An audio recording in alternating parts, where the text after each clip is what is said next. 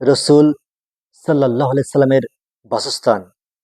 রসুল সাল্লাহ সাল্লামের ঘর যেন প্রকৃতি সমস্ত আদর্শের প্রাণকেন্দ্র, যেখান থেকে প্রকাশিত হয় উত্তম আদর্শ, পরিপূর্ণ আদব, শিষ্টাচার, মনোরম সমাজ ও স্বচ্ছ উপাদান।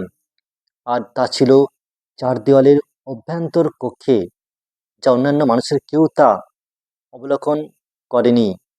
তিনি তো তার অধীনস্থ দাস, খাদিম বা স্ত্রীদের সাথে অবস্থান করতেন, তাদের সাথে উত্তম আচরণ ও অতি বিনয়মূলক ব্যবহার করতেন, যার মধ্যে থাকতো না কোনো কৃত্রিমতা ও সৌজন্যতা।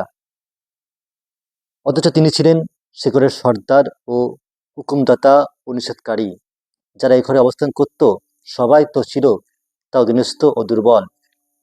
এই উম্মতে রসুল পথ নিদর্শক ও মহান নিদর্শনের এত মহত্বপূর্ণ, এত বড় মানমর্যাদা ও স্থানের অধিকারী হওয়া সত্ত্বেও তিনি তার বাসগৃহে কেমন ছিলেন, কি তার অবস্থা ছিল, একটু ভেবে দেখি আমরা।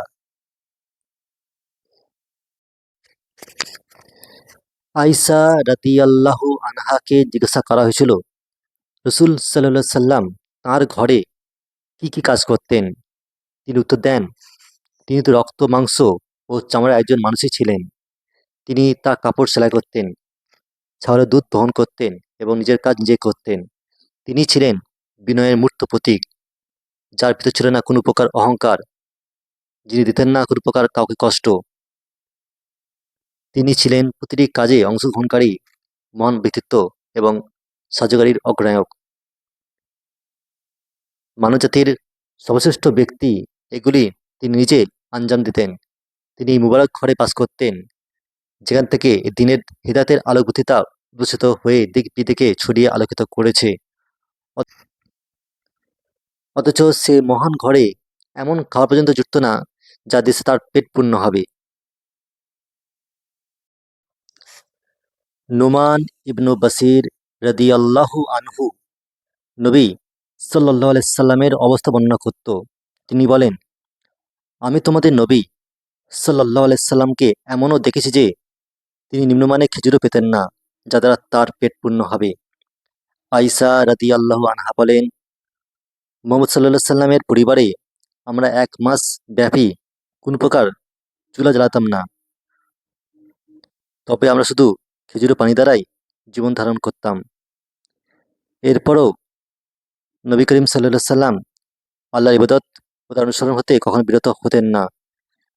যখনই তিনি মসজিদ হতে আজান ধ্বনি শুনতে পেতেন, সে আহ্বানে সাড়া দিয়ে তখনই তিনি সর্বপ্রকার কাজ ছেড়ে মসজিদ পানে ছুটে যেতেন।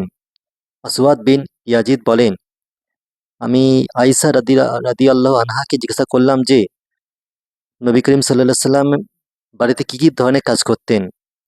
উত্তরে তিনি বলেন, তিনি তার পরিবারের সর্বপ্রকার কাজে নিয়োজিত থাকতেন, তবে আজান শোনার সাথে সাথেই বাড়ি হতে বের হয়ে যেতেন। রসুল সাল্লাল্লাহু আলাইহি সাল্লাম বাড়িতে ফরজ সালাত আদায় করেছেন এমন কোনো প্রমাণ নেই। তবে তার মৃত্যুর পুরো মুহূর্তে, যখন রোগ অত্যন্ত বৃদ্ধি পেয়েছিল এবং মসজিদে যেতে অপারগ হয়েছিলেন, তখন তিনি বাড়িতে আদায় করেছেন। উম্মতের প্রতি রাসূল সাল্লাল্লাহু আলাইহি সাল্লামের এত মেহেরবানি ও দয়া থাকার পরেও যারা জামাতে উপস্থিত না হয়েছে তাদের প্রতি কঠোর হুঁশিয়ারি উচ্চারণ করেছেন। তিনি বলেন, আমার ইচ্ছা হয় যে আমি কাউকে নামাজের ইমামতি করার আদেশ দিই, আর আমি কার্ডসহ কিছু লোককে সাথে নিয়ে ওই সকল লোকদের বাড়িতে যাই যারা জামাতের সাথে সালাত পড়ার জন্য উপস্থিত হয়নি। অতঃপর তারা সহ তাদের বাড়িঘরকে জ্বালিয়ে দিই। এসব তো জামাতের সাথে সালাত আদায়ের গুরুত্ব মহত্ত্বের প্রমাণই বহন করে। রাসূল সাল্লাল্লাহু আলাইহি সাল্লাম বলেন, ষোলোই অজর ব্যতীত যে ব্যক্তি আজান শোনার পর জামাতের সাথে সালাত আদায় করল না, তার সালাত কবুল হবে না। আর অজর বলতে শত্রুর ভয় অথবা রোগকে বোঝায়। হায় রে, কোথায় আজ নামাজিরা? তারা তো মসজিদ ছেড়ে দিয়ে স্ত্রীকে প্রাধান্য দিয়ে যাচ্ছে। কোথায় সেই রোগ বা ভয়ের ওজর?